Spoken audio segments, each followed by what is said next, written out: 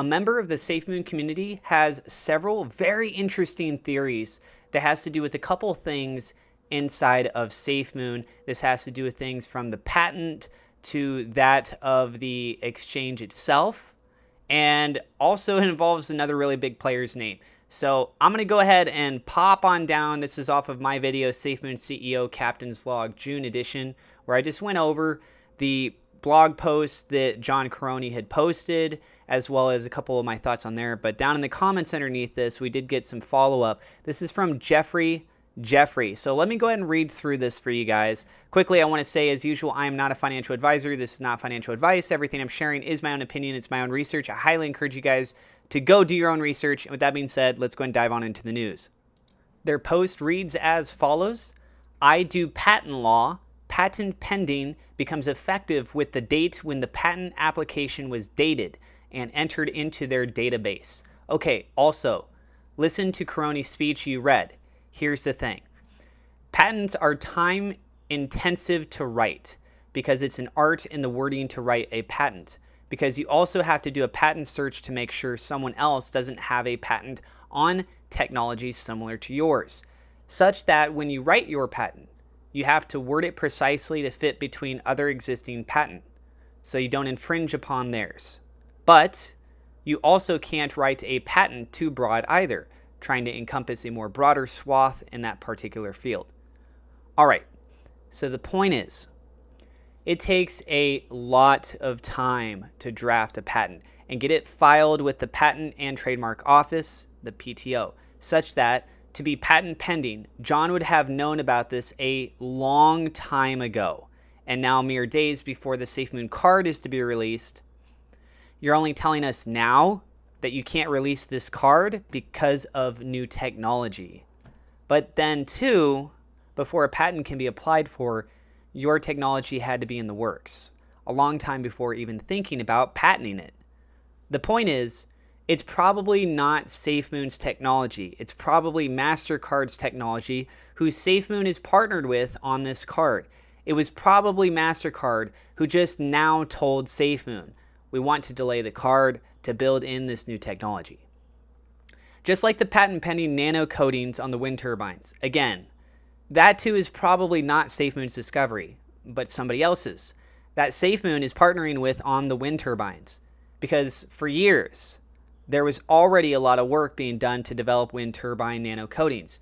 So suddenly, within months of SafeMoon being organized into a company, SafeMoon employees are turning out their developing patents in such diverse areas of nano coatings and debit cards? Doubtful. It's most likely someone else's technology. Anyways, all these add-ons by outside companies is more than likely why SafeMoon appears to be notoriously terrible at meeting product deadlines. Where even the SafeMoon exchange, this too appears to be UNIZEN's exchange, which UNIZEN is working with Geometric Energy to build the Doge 1 satellites, which UNIZEN states it will be the first exchange functioning in a mesh network in outer space. To be a smart exchange that will be both centralized and decentralized, the exact same wording John Caroni uses to describe SafeMoon's exchange. And the reason the SafeMoon/UNIZEN exchange gets delayed because Elon was delayed in building his massive super heavy lift Starship rocket that will carry the Artemis 1 launch to the moon. Artemis being NASA's project to return to the moon. I believe they meant to say NASA there, not us. But NASA and SpaceX finally got that rocket. Elon's Starship heavy lift rocket fueled and tested last weekend. So when SafeMoon announced we're fueling up our rocket to the moon, they literally were fueling up the rocket to the moon. And then too, you have to realize all this talk about Area 32. Area 32 is actually a region of the moon, designated for research and having a manned space station on the moon, with designated places to land and unload rockets, Area 32 dorms, Area 32 research labs, Area 32 meeting rooms, Area 32 tables, Area 32, this and that, which SafeMoon just referenced. They just had their meeting at their Area 32 table. Now, I do want to make a quick side note. There was also some indications about the Area 32 where it could be. And as was highlighted by Matt Fernie, who heads for hosting with the Twitter space about SafeMoon Australia, where they do a lot of these discussions and deep dives into things, that the Area 32, that's the SafeMoon headquarters. It sits in District 32 and is 1900 Veteran Memorial Highway, which is also known as Highway 32. So SafeMoon HQ is Area 32. So that's another perspective view on that as well. Now, continuing on, and that's what NASA's Artemis mission series is all about, which Elon's rockets will deliver to the moon, going to Area 32 on the moon. And of course, UNIZEN and Geometric Energy Partnership is about having a satellite at the moon, streaming data back to Earth to test the blockchain ledger technology. Hence, that's where SafeMoon fits in, as Thomas Smith was hired by SafeMoon to do the blockchain coding to connect all the pieces together. SpaceX Starlink mesh satellite network with UNIZEN's exchange, with Geometric's advertising satellite in orbit at the moon. And where will these ads be streamed to Earth and be displayed? More than likely on SafeMoon's billboard in Times Square. And those ads were supposed to be running already. But Elon's Starship build out and launch got delayed from being launched last fall to being launched the first quarter of 2022, to then being launched at the end of this June, to now the launch appears to be scheduled for around August 15th, 2022. But when you hear all of SafeMoon's disastrous ability to launch their projects on time, well, look at how Elon's Starship rocket build out was delayed so many times, which tells you the why SafeMoon has to delay. Then the whole mesh network SafeMoon says they want to build in space to cover the world. That would require massive amount of funds and time to do this. A little of Corona BSing. That mesh network is more likely than not Elon's Starlink mesh network. And we know all of this, that SafeMoon is actually partnering with the companies that are doing all of this, because very early on last year, Corona made the statement, who would have ever thought that SafeMoon would be involved in energy networks, food production, a mesh network, environmental work, telecom networks, etc. Well, SafeMoon is a basic blockchain company. All of these other things are coming from other companies. Oh, and what two blockchains does the UNIZEN exchange run on? Binance and Ethereum. Very odd that just before the SafeMoon wallet was to be released, there was all this talk about creating a SafeMoon blockchain, that SafeMoon quickly coded their wallet to run on both Binance and Ethereum, exactly the two blockchains that UNIZEN runs on, in which the SafeMoon exchange was supposed to be released last fall.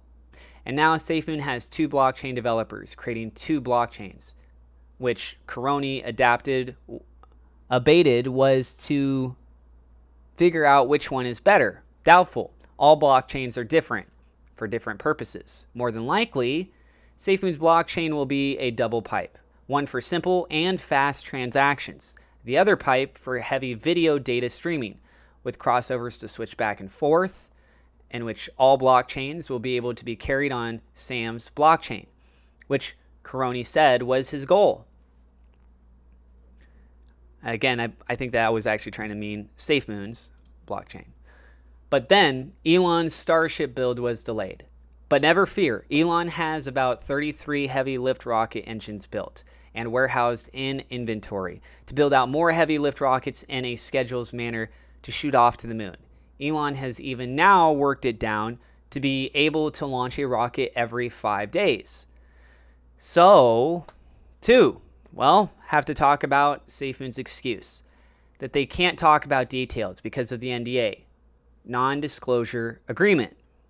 That's too funny because that's not how NDAs work. If SafeMoon created the NDA, John Corona can talk about anything he wants because it's his NDA that others have signed.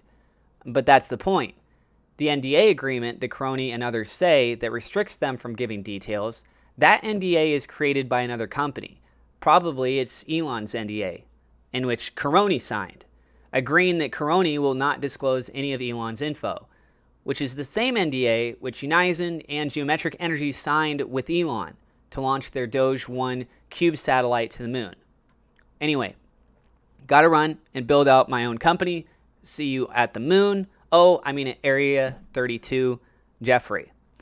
Now they went on just a little bit more right on down here. Let me see, where did they go?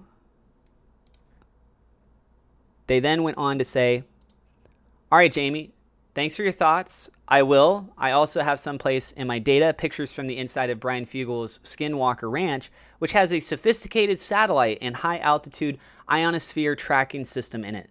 The Department of Defense built that system to track its spy plane test flights flying out of Area 51 in Nevada, in which the Director of Science Technology for Geometric Energy, which built the Doge 1 satellite, she put a like on that space center inside of the Skinwalker Ranch, which John Caroni has been to several times.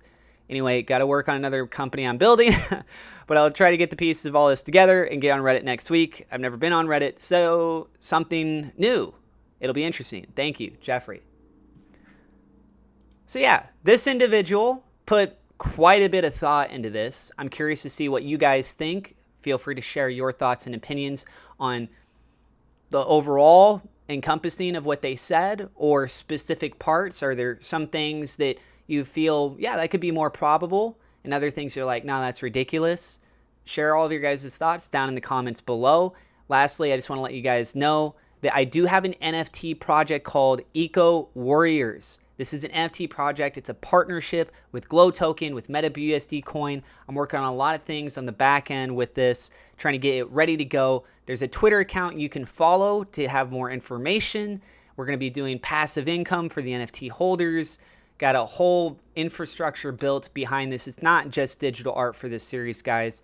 And also there's a website. That's teamecowarriors.com. I'll provide both links in the description. Thank you guys very much. Double shout out thank you to my Patreon supporters. A double shout out thank you to Velmer Brockovich. We love SafeMoon.com, Murat Shaker, Victor Vegas, and SafeMoon Odds for being higher level patrons. And thank you to my YouTube members. You guys are awesome. God bless you. If you're new to the channel, don't forget to hit subscribe, hit the thumbs up, like button. God bless you guys. I hope you have a great day, and I will see you in the next episode.